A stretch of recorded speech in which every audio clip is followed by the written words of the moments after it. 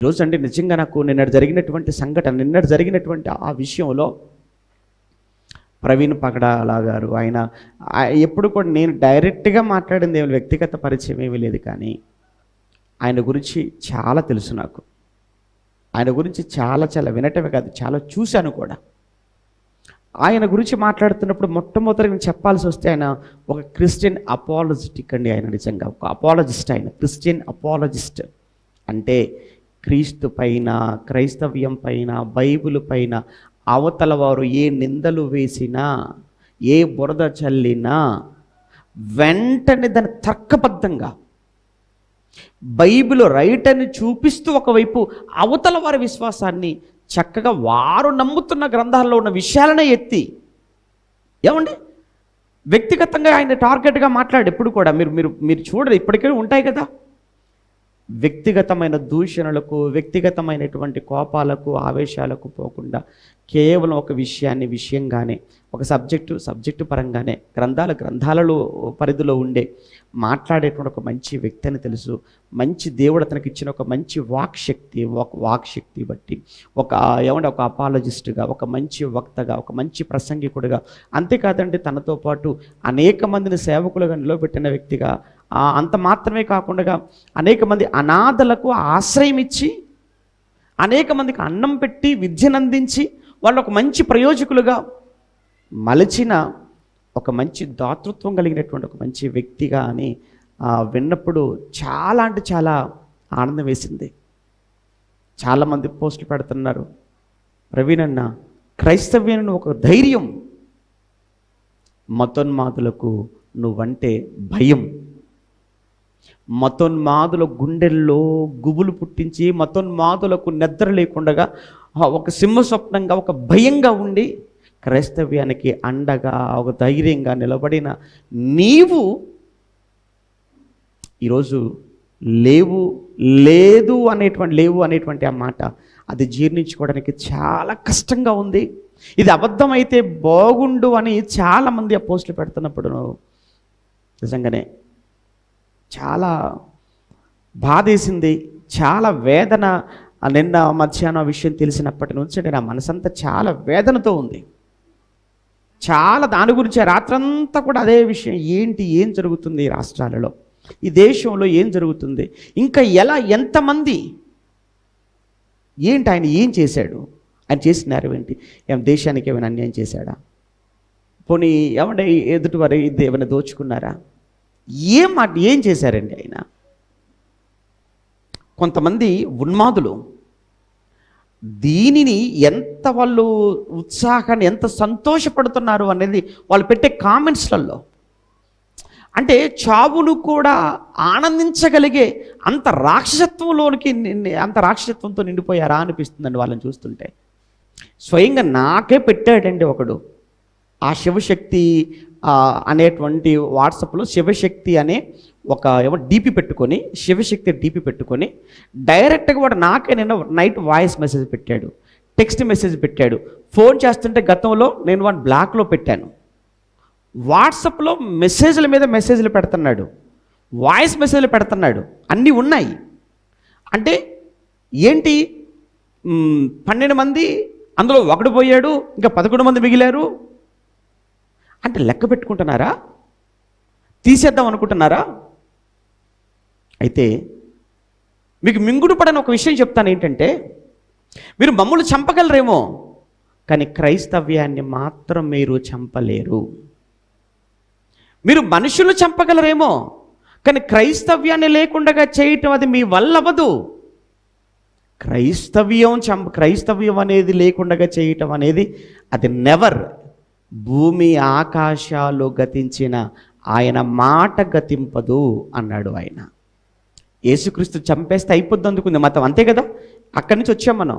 యేసుక్రీస్తు చంపితే మతం, ఆ యేసుక్రీస్తుని చంపేస్తే ఇంకేం ఉండదు అనుకున్నారు. యేసుని చంపేశారు, కానీ ఒక్క యేసుక్రీస్తుని చంపారు.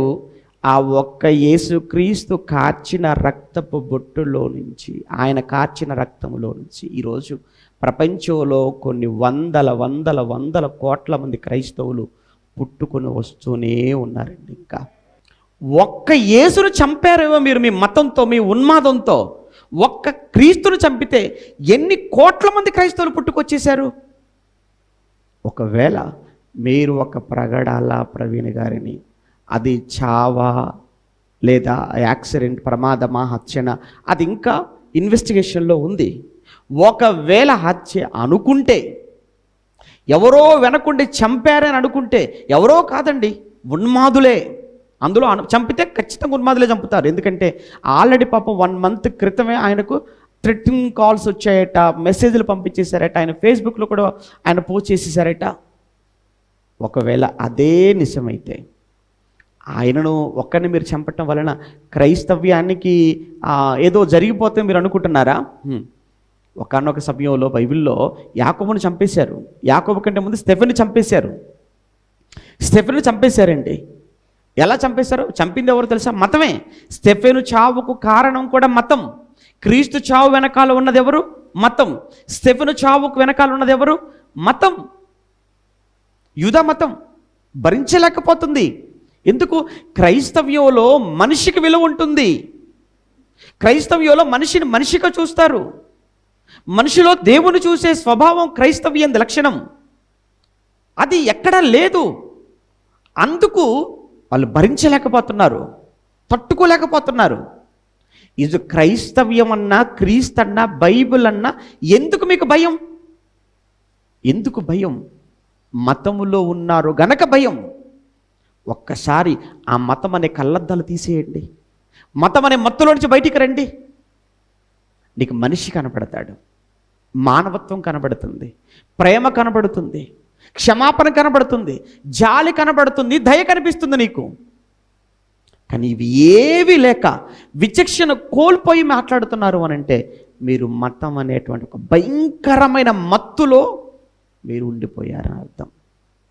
ఈరోజు క్రైస్తవుల పక్షాన ఒక గట్టి స్వరం చనిపోయినటువంటి ప్రవీణ్ పగడాల గారు, ఏ స్ట్రాంగ్ క్రిస్టియన్ వాయిస్ అని ఆయన గురించి మాట్లాడుతున్నారు. నిజం. ఆయన చనిపోయాడా? చంపబడ్డా? ఒకవేళ చనిపోతే పరదేశకు వెళ్ళిపోయాడు అనుకుందాం, దేవుడు తీసుకెళ్ళిపోయాడు అనుకుందాం. చంపబడితే హతసాక్షుల జాబితాలోనికి వెళ్ళిపోతాడు. ఒకవేళ అతి దారుణంగా చంపబడ్డాడు కదా అని ఆయన చావును, ఆయన మరణాన్ని చూస్తూ జ్ఞాపకం చేసుకుంటూ నువ్వెక్కడ కూడా నీ ధైర్యాన్ని, నీ విశ్వాసాన్ని నువ్వు కోల్పోవద్దు. నిజమే, ఆ కుటుంబాన్ని మనం ఎవరూ ఓదార్చలేము. ఒక భర్తను పోగొట్టుకున్నటువంటి ఒక భార్యగా ఉంది ఈరోజు. తండ్రిని పోగొట్టుకున్న పిల్లలుగా ఉన్నారు ఈరోజు. ఒక అన్నను పోగొట్టుకున్న తమ్ముడుగా ఉన్నారు. కొడుకును పోగొట్టుకున్న ఒక తల్లిగా ఉన్నారు. ఇలా వీళ్ళందరి బాధ మనం ఎవ్వరము తెచ్చలేము. వాళ్ళందరికీ ఓదార్పు, వాళ్ళందరికీ ఆదరణ దేవుని మాట. కానీ ఈ రోజున్న సంఘాలకు, ఆ రోజు పెర్గము సంఘానికి ఏ మాట అయితే యోహాను గారు రాశారో, ఈరోజు ప్రవీణ్ పగడాల గారి మరణ వార్తను విన్న 2 తెలుగు రాష్ట్రాలే కాక దేశంలో ఉన్న ఇతర దేశాలలో ఉన్న అన్ని సంఘాల వారికి ఒక సేవకుడిగా, ఒక దైవజనుడిగా ఈ మాటని నేను మీ ముందు పెడుతున్నాను. ఈ మాట నేను మీ ముందు పెడుతున్నాను. ఆ మాటే మరలా ఒక్కసారి మనం చదువుకుందామా? ఆ మాట మరలా ఒక్కసారి చదువుకుందామా? అంతిపనువాడు మీ మధ్య చంపబడిన దినములలో నీవు నా నామమును గట్టిగా చేపట్టావు. ఇంకా క్రీస్తు పట్ల, వాక్యం పట్ల, దేవుని పట్ల ఇంకా బలమైన విశ్వాసంతో ముందుకు వెళ్ళాలి తప్ప క్రైస్తవ్యమాను ఇక్కడ బలహీన పడిపోకూడదు. ఇక్కడ నువ్వు ఇంకా అలాంటి వారు ఇంకెందరో రావాలి ముందుకు సేవలోనికి, క్రీస్తు పక్షాన మాట్లాడడానికి, బైబిల్ పక్షాన మాట్లాడడానికి, క్రైస్తవ్యం తరపున స్వరాన్ని వినిపించడానికి. అవసరమైతే ఆస్తులే కాదు, ఆరోగ్యాలే కాదు, అవసరమైతే ప్రాణాలైన పోగొట్టుకోవడానికి మేము సిద్ధం అన్న వాళ్ళు ఈరోజు క్రీస్తు సంఘాలకు అవసరమైన వారు.